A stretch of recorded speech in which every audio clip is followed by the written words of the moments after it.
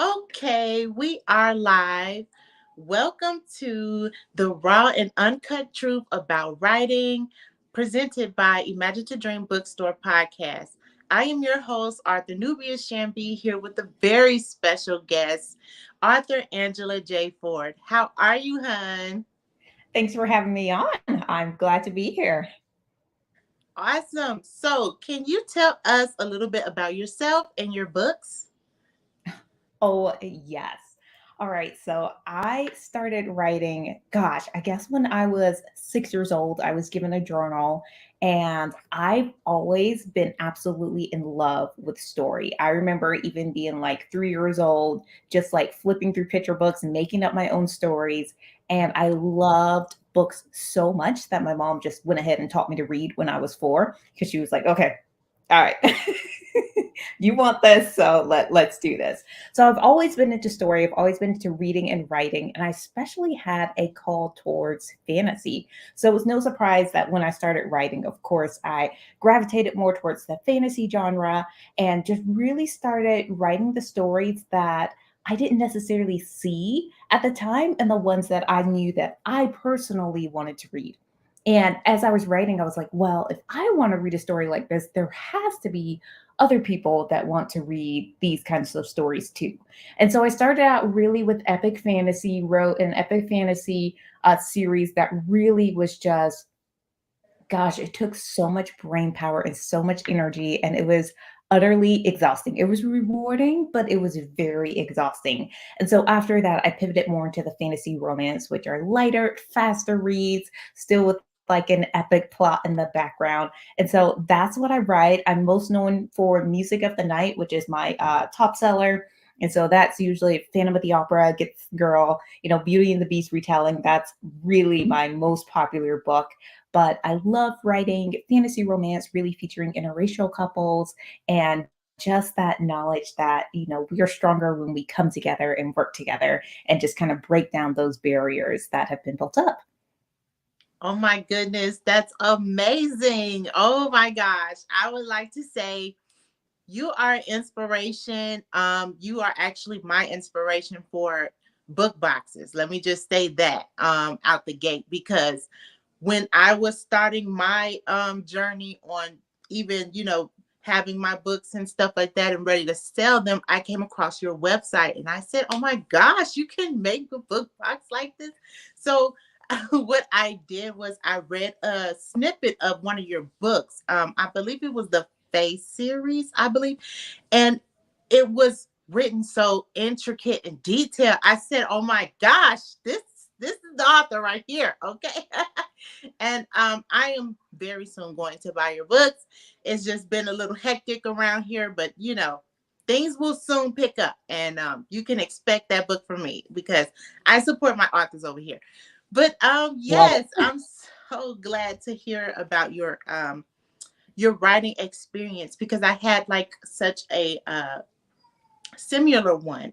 When I was in fourth grade, I wrote like a little book about a school setting and stuff like that. But due to a humiliating situation, I kind of put off writing for 10 years. So when I came back to it, I saw that KDP allowed me to upload a book, which was for free. So it was amazing. I've been writing ever since, and now I have 49 books published on Amazon, and it's just amazing. So we can get right into it. So, what does your writing process look like? Like, is it all over the place? Is it structured?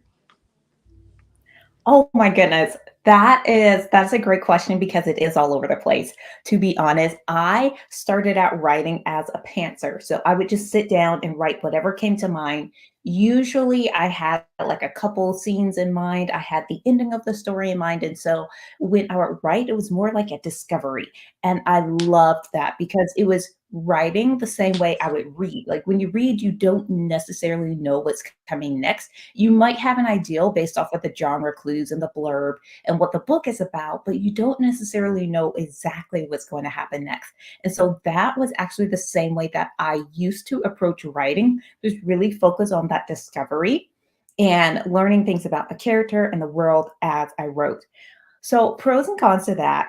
Prose, it makes it a really fun way to write, but the con is that it's a lot easier to get distracted, to not finish the book, and then also to get writer's block because you have ideals, but not necessarily a roadmap. And so it would be very hard for me to figure out where to go next. Or I would write myself into just like, a dead end just because I didn't really have a plan. It was just more of a discovery. And so now the way that I approach writing is a little bit different. I will actually sit down and still do like kind of the discovery piece, but I don't call it necessarily part of like my first draft. It really is probably about like 10 to 20,000 words of me just like free writing, having a discovery time. Usually, I try to write the story and get a feel for the characters and the world. And then once I've done that 20,000 words, then I will sit back. I will look at what I liked, what I didn't like, and then I will just write out different plot beats. So, what's going to happen in every single chapter. And it's not necessarily this huge, long outline. Like, it can be super short. Like, in the first chapter, she meets him and sparks fly, or a dragon comes and burns down something, just something very just like what is the action and what's the takeaway in every single chapter. And so that really helps me have a roadmap and I know where I'm going now. And doing the kind of like free writing, like discovery piece is super helpful because I do like to get into the world and understand it a little bit before I outline. And I know that's probably a very unusual way of writing, but I found that that's what works. Like I have to start writing in order to like meet the characters and figure them out. And then I can toss that all away and then come back with something that's really solid. And so I will just start with my first chapters and, I would just rewrite them maybe like 5 times before I'm like, boom, this is it. This sticks. This is exciting. It's going to hook the reader. I'm really excited about it. And then it just goes so free from there. But I have to get that first like 25,000 words right. And even if it means, dumping it and doing it over and over again, once I get it right, the rest of the story will just flow so easily from there. And so I don't spend as much time just having to like figure out what's going to happen next because I do that up front in the beginning. And so when I sit down to write, it flows. There's still the discovery piece. Like I'll be writing and I'll be like, ooh, like I need to add this character here, or like we can do like a really fun scene here. And so there's definitely still the discovery. It's still really fun, but it's just not as chaotic and all over the place anymore. I know that's right. Oh my goodness. We are so similar on some of these things because my writing method is all over the place as well. I am just like, I do outline actually. I kind of just got into it and Oh, it that's good. isn't as long as it should be because as I'm going through the story, I actually write out like, oh, this is going to happen next type of thing. But yes, I totally agree with everything that you just said, especially with building the characters because when it comes to that, that is like a whole nother profile in itself. Like you have to get down to the hair, even to the a zodiac sign. And I'm just like, well, now I need a whole nother outline, stuff like that. So that kind of ties into my next question. When you do build the characters, do you use a profile? Do you like um, think of the characters' names as well while you're building the character? So, one of the things that I found that slows me down a lot is that I tend to overthink things. And so, things like the characters and knowing all the nitty gritty about the characters up front actually doesn't work well for me. If I do that, then I feel like I will never start writing. And so, really, in the discovery phase, when I'm writing my first like 20,000 words that I'm going to toss out anyway, that really helps me to get to know the characters. And the characters, so to speak, will just tell me different things about themselves.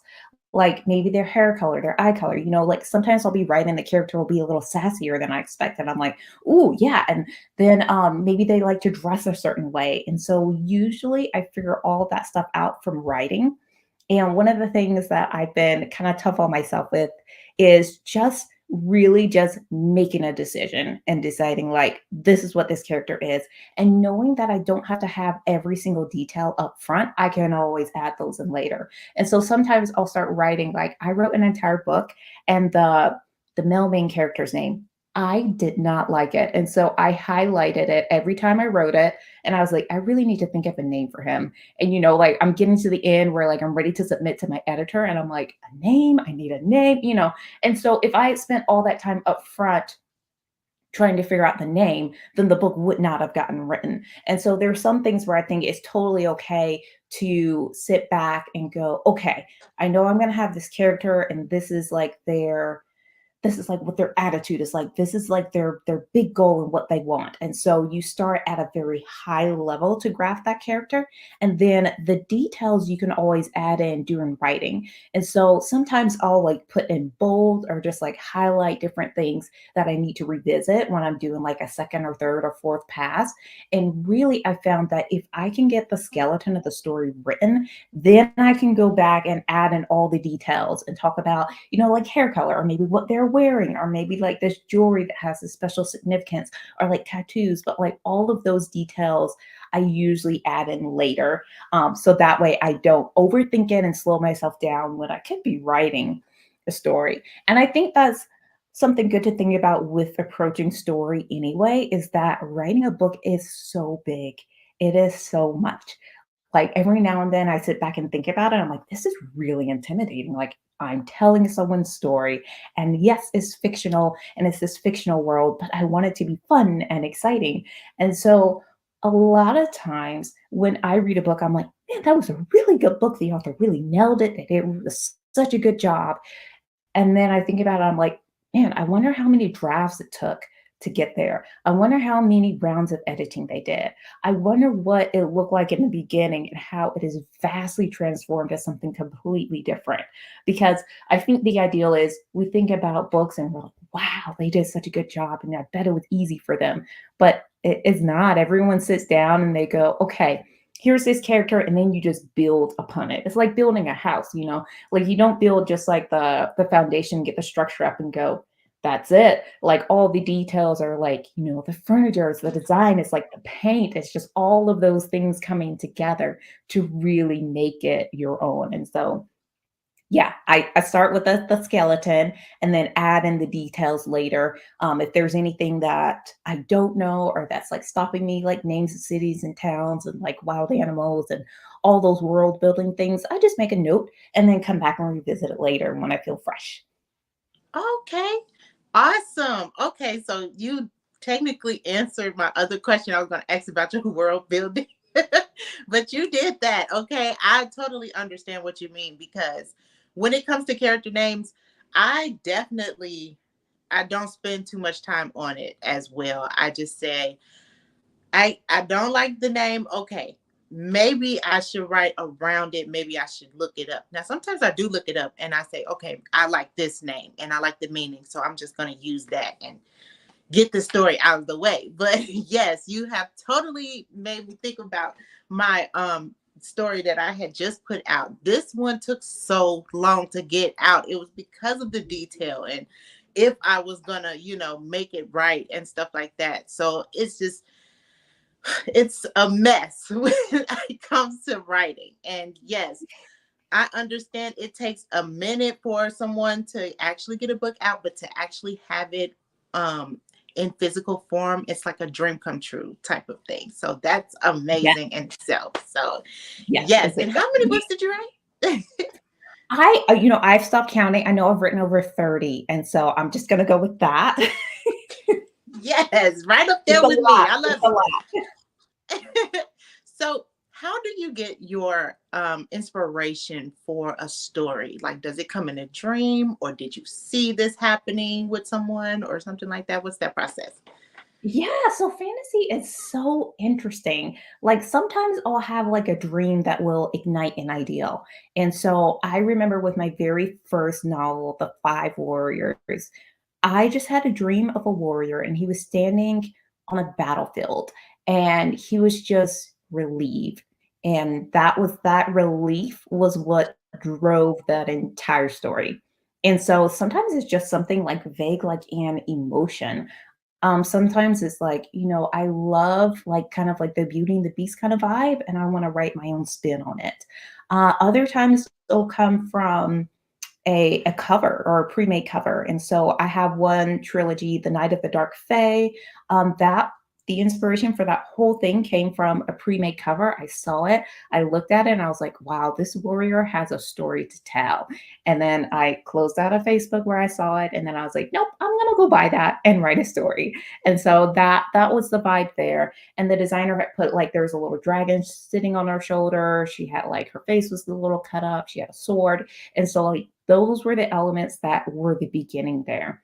And so it really comes from everything, like even watching like travel shows, learning about different legends that have happened in different countries. Like those can all be like the spark to like just drive the inspiration. One of the things that I did with my Tower Night series, that's the one where Music of the Night is that first book in that collection of standalone fantasy romances. That the whole inspiration for that was driven by the fact that I'm a musician. Like I play guitar. I used to have a band with I have 4 sisters. We used to have a band and like sing and like go play different concerts around the area where we grew up. And so that was a huge inspiration. I was thinking about that and I was like, I absolutely love music. And there's just something that is just so magical and compelling about music. And it is just something that is like rooted everywhere. Like everyone has a tie to music. And like everything we do really does have a tie to music. I mean, it's even just from like listening to music as we read, listening as we write, just listening while we're driving. Just like everywhere you go, there's music, and it's such a huge part of life. And so I was really inspired by, what if I use music as like this magical element? And, every character has, maybe some magic that they know about or that they don't know about that's driven by music. And so that was the whole ideal behind that. Um, and yeah, so there were just lots of things that really bring the inspiration. One of the things I really love doing is writing a book based off of a prompt. And so one of the things that I do is I do a multi-author collaboration every single year. The first one I was in was called Stolen Brides of the Fae, and the prompt really was, write a story about a woman who is a stolen bride. And just kind of like going with a prompt like that, I was like, "Ooh, this is fun." And so I just had just taking that and just thinking about the possibilities there. And then the most recent one I did was Bound by Stardust, which took place, it had to take place, or there had to be a kingdom floating in the sky somewhere in the book.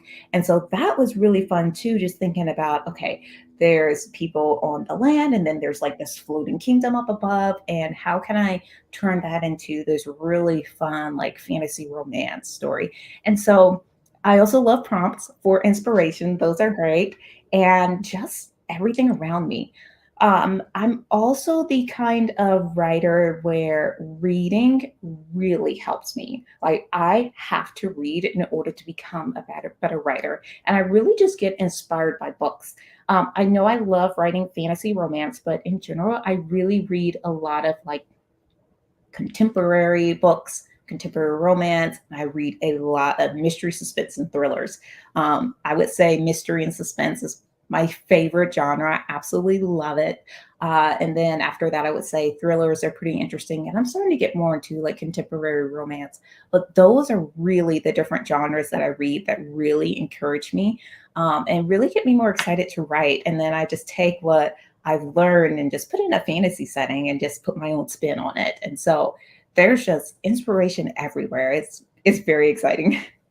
That's awesome. Oh my gosh. I love this. I love this so much because I find that me and you are so similar. Like, I love I it. also have dreams as well. And those dreams just inspire basically majority of all of my stories, as well as going to see Marvel movies. Those are also inspirations for me as well because I'm a Yes, big movie person. So I'll go watch a movie in a absolutely. minute.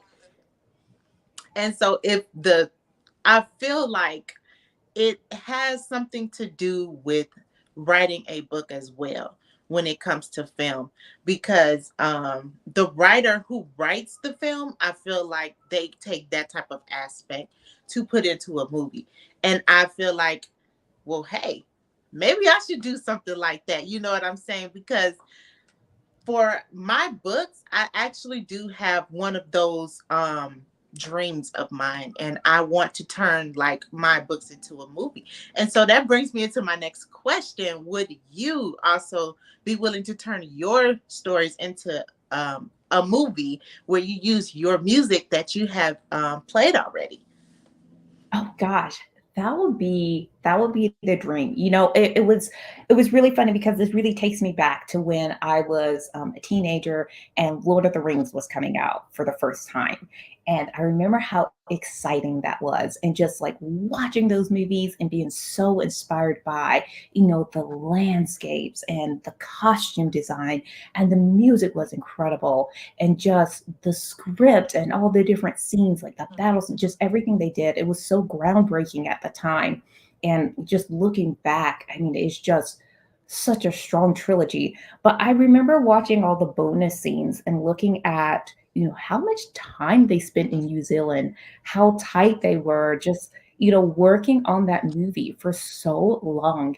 And it was so inspirational. I was like, I would love to do that. I would love just to be on set and working on this massive product and just having fun with the costumes, the battle scenes, just oh my gosh, like even the crafting of like the swords and just how beautiful it was. Like everything was amazing. And then after that, then like just sitting down and actually, putting together the music that goes with it. And it just makes it so much more powerful. And it just really brings out the emotions of each scene. And there's just so much that one can do with film. Like I would absolutely love to do that. Obviously, I don't have the bandwidth to do that alone. And so it would be a huge team. But I do think about that from time to time. Like, gosh, this series would be perfect for like a TV show. This series would be perfect for just like a movie. And so there is definitely a lot that can be done with that. And since you brought it up, because you have that great kind of focus on film and like movies that are so inspiring to you, one of the things that I absolutely love are musicals, Broadway. I just love it. And so that's actually one thing too. Like it's really fun to write a story based on that. And one of the things with musicals is that it's so interesting is that instead of having everyone act out a scene, you usually have a scene that's just driven by music and the song, and different things are going on, but it's really the music and the singing and the dancing that's driving it. And so that's also super inspirational too, because it's just fun to watch. And it's fun to be a part of something and belong to something. And so, yes, I definitely take some inspiration for writing from the musicals, and it definitely would love to see some of my works in film for sure, because that's definitely a different way of storytelling, a different medium of storytelling. And I always love to see like the way that, I read a book and then seeing how it's portrayed in film. And then also like going back, like I remember when Gone Girl came out. And so that was a big mystery, thriller, suspense, like really huge. And it had that huge twist in it. And I remember watching the movie and then I was like, gosh, that was wild. And then picking up the book and reading it. And so I love like the book and the movie going like hand in hand, because there's strengths to each one. Like a movie can show you what happened and you can get those vibes and you can really feel it. And the book will give you all of the details that film can't capture. And so a lot of times when people say like, oh, the book was better or the movie was better, really what they're seeing is like the gaps in like both mediums and what they can capture. And so I always love like watching a movie and then like reading the book to get like the rest of the details, because there's always a little bit more the book gives you. And it's like, oh, that's exciting. That is awesome, because I feel the same way with the Harry Potter series. Like I had to go read the book just so I can understand like everything else, because only movies take in like a good 1 to 2 hours, which is really Mhm. 2 to 4 hours in real time. So it's like, well, we can't really have a 5 hour movie basically taking up everyone's day. So I can get why, most of the details can be found in the book, which is great. You know what I'm saying? So I say kudos to the author. Kudos to you, Arthur. Okay. Um, very soon though, I will be opening up my studio, my film studio, and I would love to have your books featured, other authors featured, because I feel like this dream of mine, I want to make sure other authors are heard and seen with their works and their literary, excuse me, their literary works and their passion for what they do. And I feel like having that up as a dream come true for me, I feel like everyone else can prosper as well. So very soon, I'm going to be I love reaching out that. to you. Like, yes. This also brings me into my next question. Will you be, or I should say, um, do you have you seen your books in games? Like, have you ever thought about wanting to have your books implemented into a game? Oh, I love this question. I'm not a huge gamer at all, but my husband is. And so one of the things that we do together, we play World of Warcraft together, and it's so much fun. I just love like the landscapes, traveling through everything, just being able to like, level up my powers, collect different gear, learn different skills, and it's just so much fun. It's just a great way to kind of like take a break, but then still be immersed in the fantasy realm. And find it really inspiring. One of the other games that I really enjoy, this is more of like watching him play versus like actually playing myself, but The Witcher.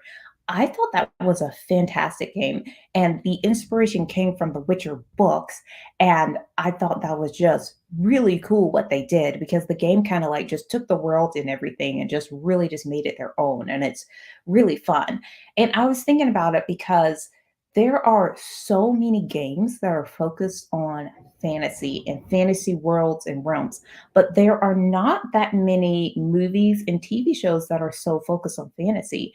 And it almost seems like everything in fantasy really went towards gaming right away, which is really fascinating to think about.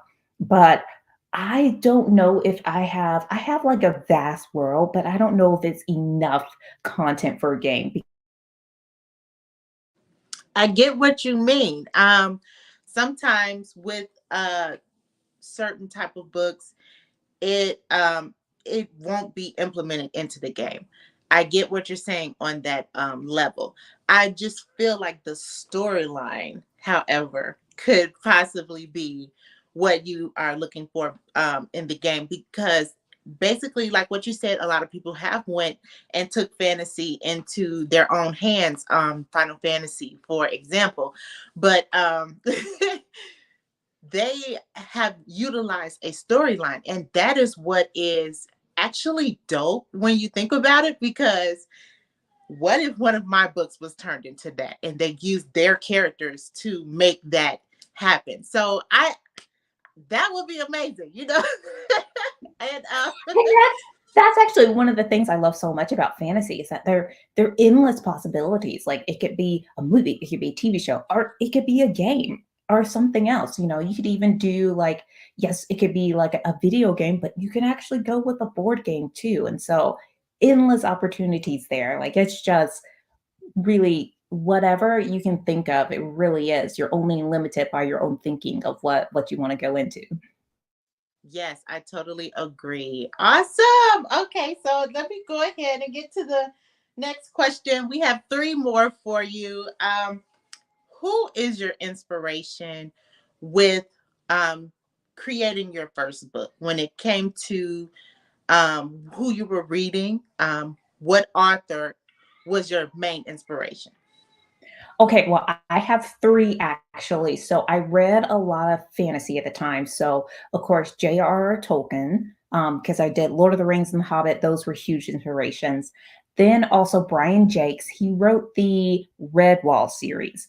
I love those. I think I've read all of them. I think there are like 20, maybe 30 of them. There's so many of them. But they're all set in the same world, but you can read them as standalones. And I mean, they're basically the same thing. Like the little woodland creatures fighting against some evil that's invading their land. I mean, that's it, straightforward, but it's so fun. And to have like so many different books about it, it's great. And I think one of the things I was really inspired by those books is that I mean all the main characters are like animals and so it's fun, but they cook and they always have like these meals, like they're totally vegetarian meals, but they always sound so delicious. And I'm like, oh my gosh, like I'm just so hungry reading this book. And so that was really fun just to like read something where it was like, the epic, the good versus email. It had the humor in it. It was really fun and funny. And then it just also had like this focus on really good food. So that was pretty cool. And then C.S. Lewis, who wrote the Chronicles of Narnia, that was another inspiration too. I read that entire collection, and I was pretty inspired by that too. And so those are my three main inspirations for writing. And I definitely wanted to write that epic fantasy, good versus evil, have the magical weapons. That is a must-have, having the magical weapons, and then also having just like something else that made it special, a little bit of humor. And with the world building that I did for my very first epic fantasy series, that was very intense. I started that when I was 12 years old. And so I had about 10 years to really focus on like the world building and like the people groups that I created. And, just like looking back on it now, I'm like, I would never do anything like that because that is utterly exhausting. And that was so much. But back then, I was just really into the details and had plenty of time to just like sit and muddle with the details. I mean, it was a book that had been on my heart for like, oh wow, I guess 10 years before I actually published it. And so it was a lot of fun. But yeah, I was just definitely very inspired. And it's just interesting looking back too to see like how my inspirations shift and change. Like not necessarily every year, but I feel like about every like 3 to 5 years, my inspirations are changing and the way I write changes. And, like what I did 10 years ago wouldn't be what I would do today. And I think that's really a sign of just shifting and changing and growing. And there's absolutely nothing wrong with that. It's actually really cool to like look back and be like, gosh, this is what I wrote like way back then. And this is what I write now. Wow. Like I can definitely see like the pros and cons between them. And, like my writing style definitely has gotten so much better. And I think that's one of the things that I think about often is like, what would it be like to go back and just rewrite everything in the style that I write now and just really make it so much more impactful, make it better. Obviously, time is an issue, so I'm not going to go back and do that. But I do think about that every now and then. Like, what would that be like? But then I also know that in 20 years, I would have to do it all over again. So maybe not. I totally understand what you mean. The time consuming, man. I don't know. I think I'm just a perfectionist, but I feel like I have to go back in just to, make sure I have better edits because what I know now is a lot better than what I did know. And I understand you grow as you go, So I understand that as well. Your inspirations are amazing. I actually have three as well, and you are one of them because I write fantasy as well. So I definitely had to look you up. I had to see what's going on in your world, and I really like it. I really enjoy your detail. I enjoy how you write your stories, and it's just amazing with your books. I should say. Um, I kind of write all over. I have a lot of genres, such as science fiction, romance. I have urban fiction and time travel. I basically got inspired the very first time that I started writing was this urban fiction author. Her name is Joy Deja King.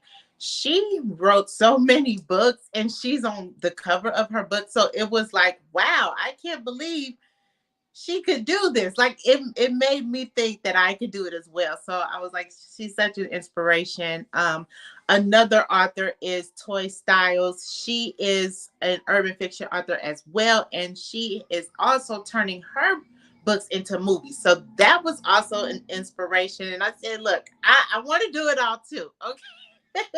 This is amazing. And you just inspired me as well with the board games. Like I didn't even think about a board game. I'm thinking about, console games, PC games, but the board games is amazing. I would definitely try that.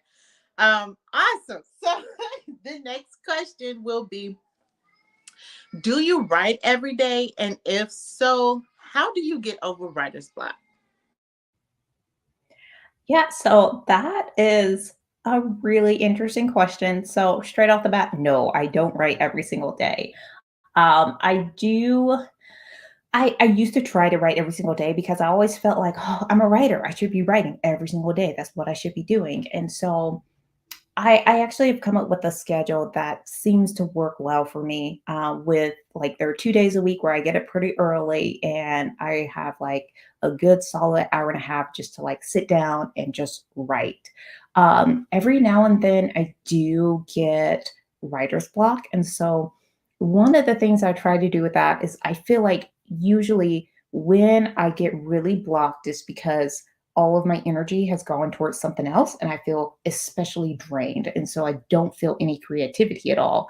And so what I try to do is if I'm sitting down to write and I've got nothing and the words aren't flowing, instead of trying to push through, I try to think about, okay, well, I should go take a hike. I should, sit down and read a book instead. There are other things that I can do to really just like refill my creative well, so that I can sit down and write. And so now my schedule is really more of a 4 to 5 days a week is when I write. And I usually do like, maybe like 1 to 2,000 words. If I'm feeling like really inspired, I'll do like 3,000 words in a session. But that's about it. Like, I'm not like a hardcore like all day I'm sitting at my desk writing kind of writer. Like, it is more of like on the side, and that really allows me more time to be creative and think things through. Because there is more to being an author and being an indie author than just sitting down and writing. Like, yes, that is part of it, but that's not all that there is. And so I think it is just really being kind to yourself and knowing that, if it's hard, maybe it's not just you. Maybe you need to really input more into your life to build that creativity. And sometimes the story just sucks and you just have to throw it away and start over or do something new or maybe approach it from a different perspective. And I think it is helpful to talk these things out with other authors too, and just really talk about story and creating. It's always helpful, just to get like that outside feedback and input. Like, it is pretty funny. I wrote a book last year and it was part of a multi-author series, and I was really pushing to get it done. And one of the things that really helped me out was that I think like maybe like 6 months before I even started writing the book, I had outlined the whole thing. Like, it just came to me all of a sudden and it was just like boom, outline done in like 5 minutes. It was insane. And so I had the entire outline and then I sat down to write it and I just wasn't feeling it. But I had a deadline and I was like, you know what? Like, I am a good writer, so, like, stylistically, there's nothing wrong with this book, I'm just not excited about it, and it was one of those things where, I published it and readers loved it. Like, they still write and, like, they tell me how much they love it and stuff, and I was like, "Huh." I was like, "You know what? Sometimes it's not even a bad book at all." And sometimes, it was the fact that I sat down and outlined it. And I think that was like the very first time I like did like a full on outline. I was like, the outline was so clear, it made sense. Like, I knew exactly what to do. And so even though I wasn't like super passionate or super excited or like absolutely like loving it as I was writing it, it still ended up being really good. And so sometimes I'm like, well, we have to take into to like think about the fact that sometimes our feelings aren't valid and we shouldn't measure things based on how we feel about them. And so I think at sometimes when we sit there and we're like, well, this is junk, maybe it's time for an outside opinion. And that's where I like to pull in like editors and, critique partners to really look at things from an outside perspective, because they can be like, yeah, this is great. Or like, no, you're right, this is crap, scratch it and start over. I totally understand. Oh my goodness. When it comes to sitting down and writing, when I first started, I was at the computer every day because what I did was I remembered back when I was young that I wanted to write stories. And this was like prior to me um getting out the stories on Amazon KDP. So it was like a all day, all nighter type of thing for me because I'm like, oh my gosh, I gotta finish these stories, I gotta get them out, stuff like that. But I over time, like nowadays, I have slowed down a lot. And I feel like because one, I haven't gave myself a vacation. And number two, um, because I don't know, I feel like as I was writing, there were so many ideas that I had. It was so much that I wanted to get out onto the page that it was just like all over the place all of a sudden. And I'm just like, well, I think that's why my trilogy of my video game university series have definitely taken a long time to get out, but it is out now. So I'm finally able to say I'm happy about that. And writer's block, I get it all the time. Lord have mercy. But the main thing that has helped me was one, what you said about taking a break, because I finally implemented that one into my practice. Two, I have been listening to inspirational meditation music, and that helps with the word flow and things of that nature as I'm sitting down to write it. So now instead of an all day and all nighter, I just take like one or two, maybe even five sentences or a scene, and I leave the computer because I'm just like, I'm not going to do it as much as I did anymore. And that is just amazing now because I can finally take a break. What? I That's so good. And I think that's really important for like the journey. Like maybe as beginners, we are like, oh yeah, I'm gonna crush this and be like writing all the time and turning those books out. And now we're like older and wiser, and we're like, no, I'm gonna make sure I'm good. And these books will get written and it will happen. But it's not gonna happen at the expense of me and burning out and my energy, just not all of that. That's really important. So I'm glad you brought that ab- up. absolutely thank you so much for that encouragement. That actually ties into my last question. It's like we're right on sync. I love this. Um, what advice can you give another author if they are self-publishing or traditional publishing? Yeah. I would say write your book. Focus on one thing at a time and really focus on making it the best book ever. And don't get discouraged if you have to go through multiple rounds of edits and really just making it perfect. One of the things that's really important is understanding that with writing is like anything else. Like the more you do it, the more you practice, the better you become, and you will figure out which system works best for you. And so I think it's really good to listen to others and kind of like hear their take on writing, but understand that just because someone writes something a very specific way and they have a very specific system does not at all mean that you have to fit what you do into their system in order to be successful. There are many paths to success, and just keeping that in mind and remembering that is really important, especially as like indie publishing is so popular and the market is so saturated. Just know that there is room for all and that you don't have to do what everyone else is doing in order to be successful. So keep that in mind and keep doing what you're doing. Absolutely. Thank you so much. I really appreciate your advice. I'm going to take it for myself. And I hope other authors, please do what you said, okay? Because it's kind of hard out here, but at the same time, we are all here for each other as a community, and we should definitely give the advice and the tips that we have endured in order to help that you are successful as well. So thank you so much, Miss Angela. I Thank really you. appreciate you. Where can we find your books, and are they available on Amazon and your website? Yes, absolutely. So you can find everything at angelaj4.com. That has my books, my book boxes, and then at the very bottom is the links out to other retailers. And so definitely you can find most of my ebooks on Amazon. Most of them are in Kindle Unlimited. And then, there are other copies on Barnes and Nobles. And then, of course, my other shop, the Signed Book Shop, also carries signed copies too. So yeah, just come find me. I'm always like my DMs are always open on Instagram, so you can come say hi too. Yes, thank you again. I hope to collaborate with you one day. This would be amazing, like a dream come true for me because you are my inspiration. And everyone else, please go and get her books. Okay. I know I'm going to get a book box very soon because we support our authors around here. And I hope you enjoy the rest of your day. Thank you so much. And I'm so sorry for the noisy background. I was trying to exit it out, but we had a great one. Yes, this was good. Thank you. I'm very honored to be here. All right. Good one. Have a good one.